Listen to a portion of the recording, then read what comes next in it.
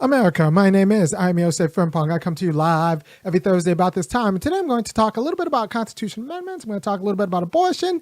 And just to give you the top line argument, you need abortion in the Constitution, either pro or against, because without abortion in the Constitution, it will overwhelm and overdetermine political discourse forever. We're never going to settle it. We're not, like, this isn't one of those things that science settles, especially when faith is involved and something as ambiguous as like the realization of humanity. So you just need it in the Constitution in order to settle it so that we could talk about other things about which we can disagree, like in a more political manner, right? So you need abortion in the Constitution in order to settle it either way. I am fine with I'm pro-choice. I'm not in the business of using the law to tell women what to do and I don't want to criminalize childbirth. I mean, that's a big one. I don't want to criminalize medical decisions. I want to create fewer criminals. And so I would rather it settled that way, but you need it in the Constitution in order to settle it, lest it will overdetermine our political life. And we won't be, self-governing nation. We will be a nation that's governed by one issue, right? And that is not, because that one issue then can overwhelm the choices we have for all of our other issues. All right, so that's why I support the constitutional amendment for abortion. But let's talk a little bit about constitutional amendments in general. All right, so we're going to talk a little bit about constitutional amendments in general once I hit the opening. To the beat, y'all. Yeah. Sound good to me. Never change the ways for the world or the government. If I was the president, then I would state facts. You leave it up to me, I paint the White House black and I'm featuring your front. To the beat, y'all. So constitutional amendments, people are scared of constitutional amendments because they sound so hard and so much, but they're actually a very important part of the process, because through the Constitution is what secures our ability to govern ourselves.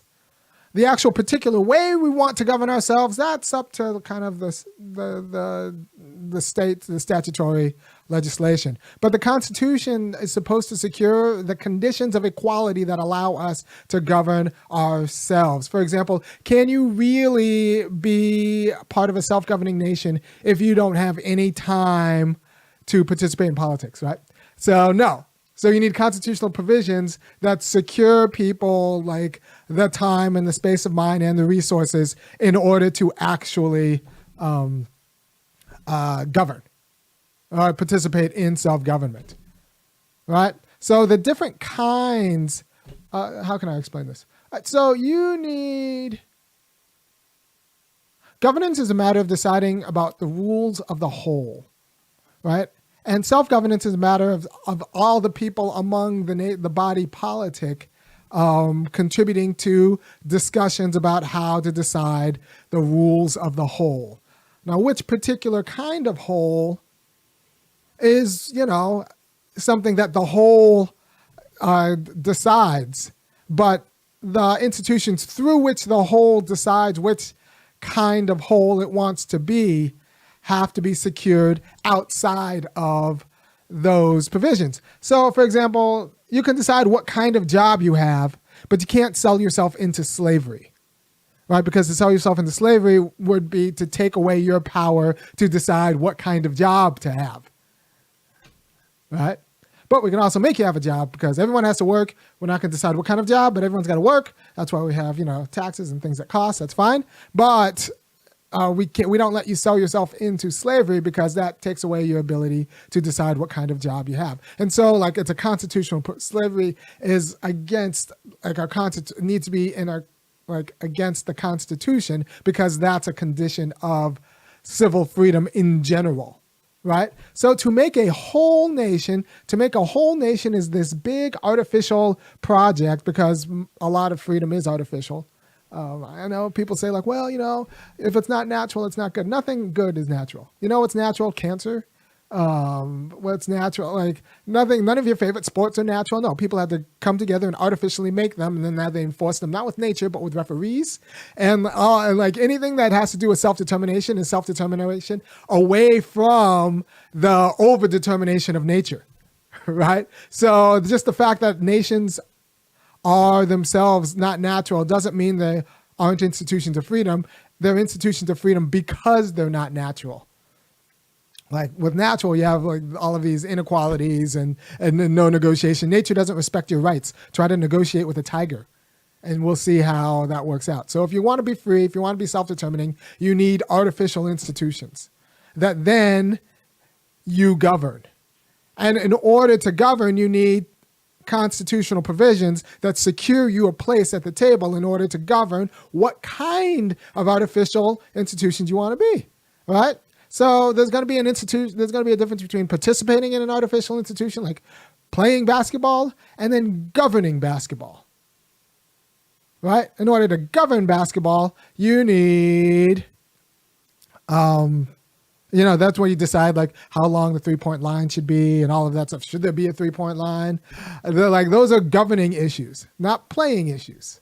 Playing, you're just playing and trying to win. When you're governing, you're thinking about the whole game. What constitutes a travel? Is a Euro step a travel? I've seen some dicey Euro steps in my time and then in this last decade that I feel some sort of way about. But those are issues of governance, right? Not issues of actual like participation as a player. Now, if you want the NBA to be a self-governing league, that means the players themselves have to, no matter how well their team does, poorly or well, the players themselves have to have a say in governing the rules of the league.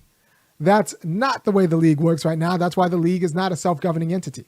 However, the United States is a self-governing entity. That means every person in it has to have a say in how it's run. But since there are inequalities within it, those inequalities need to be mitigated by constitutional protections so that everybody can assert their political power on a par with others.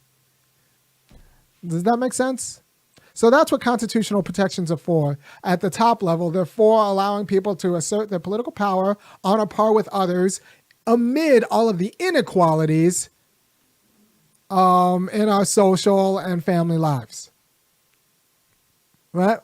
So you need political protections to allow everyone to participate in self-governance on a par with each other. Can you participate on self-governance on a par with each other if you're scared of pissing off your boss? No, because your boss then gets to speak and participate in freedom of speech, and you have to keep your mouth shut because you're not free. Like I always say, one thing I liked about Donald Trump's presidency was that he was a guy who was rich enough to speak his mind, tell CNN to hush. I like that. There's a freedom that comes with having that much, with owning buildings and owning that much and being a billionaire. There's a kind of freedom. And if you want me to remain free, by the way, the one reason you don't find more people like me just in your life is a lot of them think like me, but they're not. They don't talk like me because they're not free because they're scared of someone jeopardizing their white check. So if you want me to keep being free and support my freedom in general, go ahead and go to www.funkyacademic.com and kick in $5, $15, or $50 a month, and I will continue to do what I do. Maybe grow the station, definitely get my kids music lessons and keep all of the social conditions of political freedom.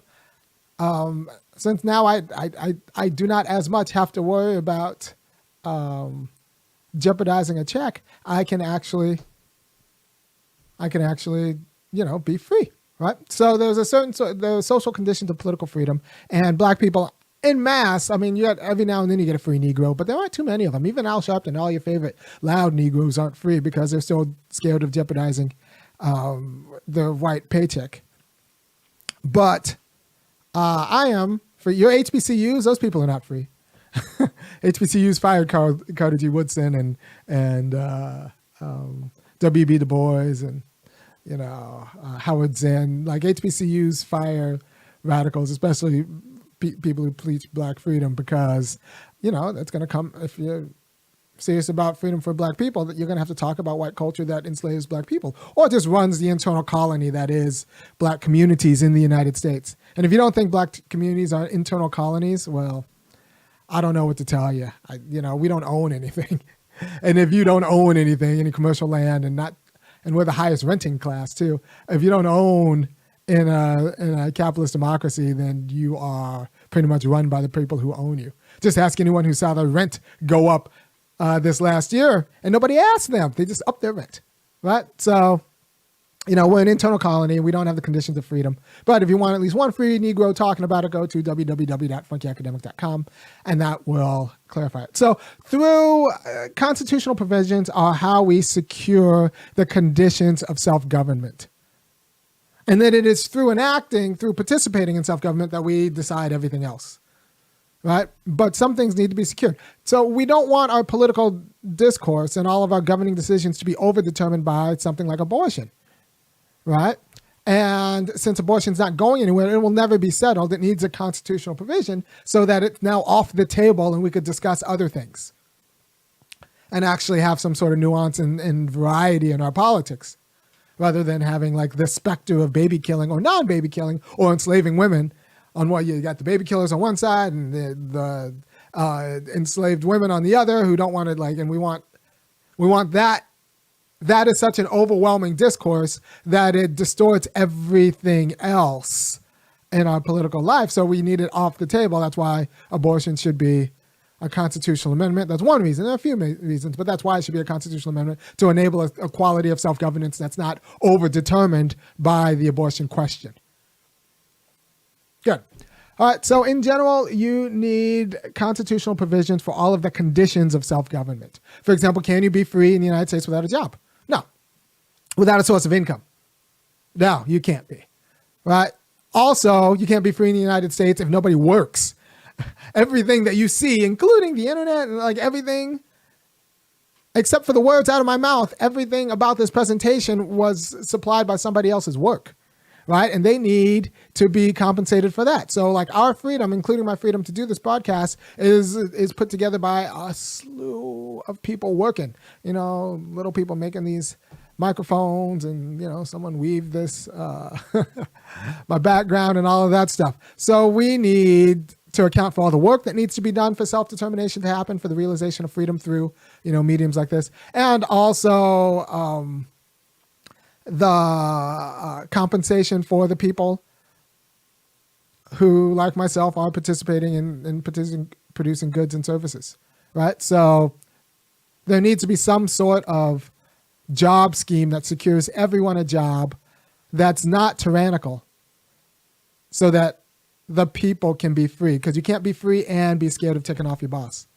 Same with something like family. So I want to be free in my family. I want to organize my family the way I want to organize my family. I want to talk about my family. I want my family secure. And the freedom to participate in the family and determine myself through my family can't be held hostage. This is another argument for why, for abortion rights.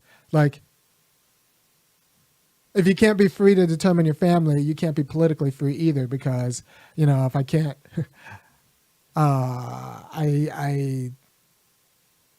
if I'm scared to say something and then lose my job, and then it's not just me who suffers, but the whole clan, the Osei-Frimpongs who suffer, then that's a form of that's not real self-governance. That'll end up being an oligarchy where the only people who are free are people who aren't scared of jeopardizing their family.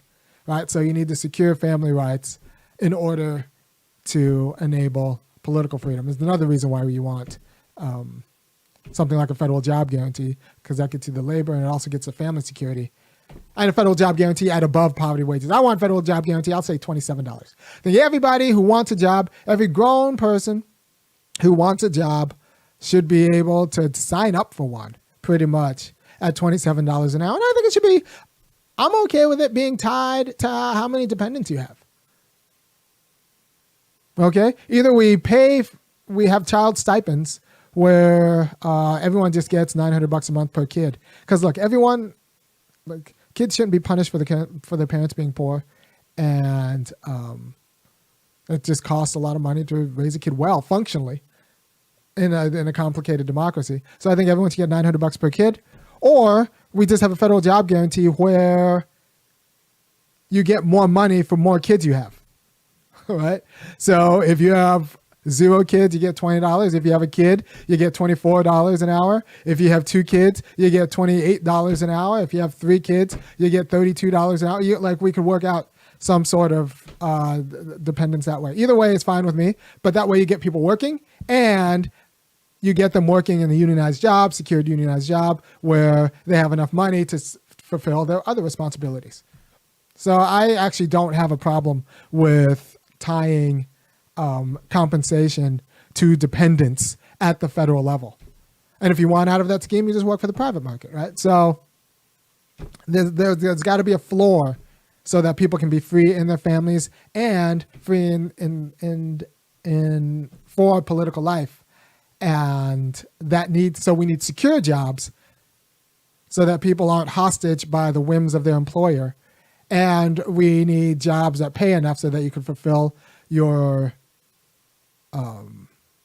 family responsibilities, and also jobs that won't punish you for participating in politics, right? And that can come with a federal job guarantee, that no matter how crazy your politics are, you'll always have a job. If you're willing to work, we can put you to work at, $30 an hour doing something. Right? So I'm fine with all of these provisions. Look, we have Social Security for people who age out. We could build in a nation that actually was secure, that's serious about securing the conditions of both freedom and freedom through work, right? Because there's this illusion that liberals have that work is not required for freedom. And that this is kind of the UBI people. They believe this. I think that's kind of trash. Organized work that you don't necessarily want to do is absolutely required for freedom. And so it should be compensated, right? And so it should be compensated as such. And I'm kind of against rampant welfare, and I am for securing people well-paying, good jobs that are unionized, that, we can even cut down full-time work to 30 hours a week. That's fine. But I am pro-work because we are free through other people's labor. So if we're serious about freedom, we're serious about securing the conditions of other people's labor. So there should be a constitutional provision also for a job, a guaranteed job. And, FDR talked like this. Let me see if I can find that. I don't know if I can find. Yeah, I mean, FDR, in his second Bill of Rights before he died, he was like, look, we need to guarantee people a job, we need to guarantee people healthcare, guarantee people an education. And this is all as conditions of freedom. And these all should be constitutionally secured. And, the details can be worked out through statutory means, through legislative means. But as a constitutional provision, we need to admit that if we're serious about self-determination as a nation, we need the government to step in as the employer of last resort. Right? They didn't worry about this at the founding because the only people they worried about governing were, landed gentry. and so they just had property rights. Right? And you only needed property rights if you understood democracy to be like a Greek democracy, rule of the landed gentry. But if you actually extend the concept to a self-governing whole nation, we need to talk about the employees. We need to talk about the workers. And what are their conditions of participating in politics on a par with landed gentry? This is one reason why there aren't a lot of renters and there aren't a lot of employees who make it to Congress. Congress people are landed gentry and independent professionals. And that's how they are allowed to, run and participate in Congress and who own property, right? Because that is how the Constitution was designed. And we need to redesign it in order to secure the conditions of political participation for everyone. Also, jury. Look, jury pay needs to be real pay, people. Right now, it's kind of like the Olympics where it's amateurs only. Actually, we allow professionals in the Olympics now, but you know what I mean? Right now, I don't know who can, you need to be paid for your time in a way that compensates your responsibilities when you sit on a jury, and it shouldn't just be for the idly wealthy. Right, so in general, if you want to take anything out of this little video take the idea that constitutional amendments are very important because they secure the conditions of participating on a par with others in governing the whole. And then through that participation, you can decide the character of the whole. Right? But you need something outside of that deliberative discourse. You need like a background security that's secured in order to actually talk about the particular shapes. Right? We need a whole to decide what kind of whole we want to be. But the conditions of the whole need to be guaranteed outside of political deliberation. And you should have abortion be constitutionally guaranteed, because without that, it overwhelms what's inside of political deliberation. Right? And it's not going away. It's not something that can be just, once it's made a political football, it will always be a political football. And, you know, maybe it wasn't that big of a deal 100 years ago when we didn't take women seriously, but we do take women seriously now. So, like, their claim to have their birth control is like, and family planning, that's a legitimate claim. Also, the people, the Catholics or whoever thinks that it might be normalizing a culture of baby murder, that claim's not going anywhere either. And so we just need to settle it once and for all and take it off the table before it distorts all of our politics. By the way, but black people, before we actually say anything, come down on the side officially on this, I think we need to ask the whites for reparations, right? Because, you know, I'll do a whole video about how politics is a power game, and this is the leverage we have right now with white Democrats who don't really listen to us about anything else, but now they need us for abortion. So, like, I think we should withhold our support for abortion rights until they are serious about reparations, or at least match their energy. You know, I said this on Twitter and people called me a misogynist because I said that we should match white pro-choice Democrats' energy on reparations with our energy on choice activism and birth control and reproductive justice. And I was just talking about matching energy. But, you know, with this, when you're dealing with the whites, you're dealing with a class of people, especially white liberals, just white conservatives in general, with the whites in general. You're dealing with a class of people who are used to an energy subsidy. They're used to getting our energy for free.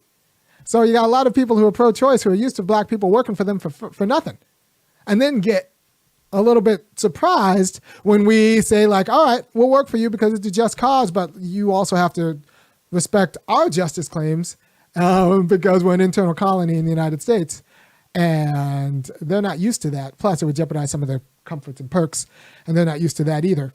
And that's just something they're going to have to get used to if they want our support on abortion, which I'm perfectly willing to give as long as you match. And I will match your energy, the energy that you put forth for reparations. If that's too much for you, if that sounds ridiculous, if that sounds too much. And I said this before, and I'll say it again. Some black women, I'm sure in the comments will be like, well, black women need reparations and abortions too. Yes, that's true. I'm supportive of that. And as soon as, make sure you tell all the white women that too, so that they get serious about reparations, so that I will get serious about abortion. And like everyone will get what they need. And then, you know, black women will say, like, don't use black women as footballs and pawns. I'm like, look, this is democracy. Everybody's a pawn and everyone's a queen. In a democracy, like, everyone's needs are at play. It'd be one thing when you're dealing with white liberals if they actually listen to reason arguments and justice claims, but they don't. They don't care. Like, everything's a pet project to them until it actually affects them. And this actually affects them, so we need to use it to actually, like, get the justice we need. Right? So I will match your energy on abortion that you put forth in reparations for American descendants of slaves. That is a perfectly fair and appropriate request. You're actually getting off cheap, but I think that should be the line of argument. Thank you for your time. I will see you next week. If you like anything I'm saying, go ahead, go to www.funkyacademic.com and kick in $5, $15, or $50 a month, and I will keep saying it because people need this. Peace.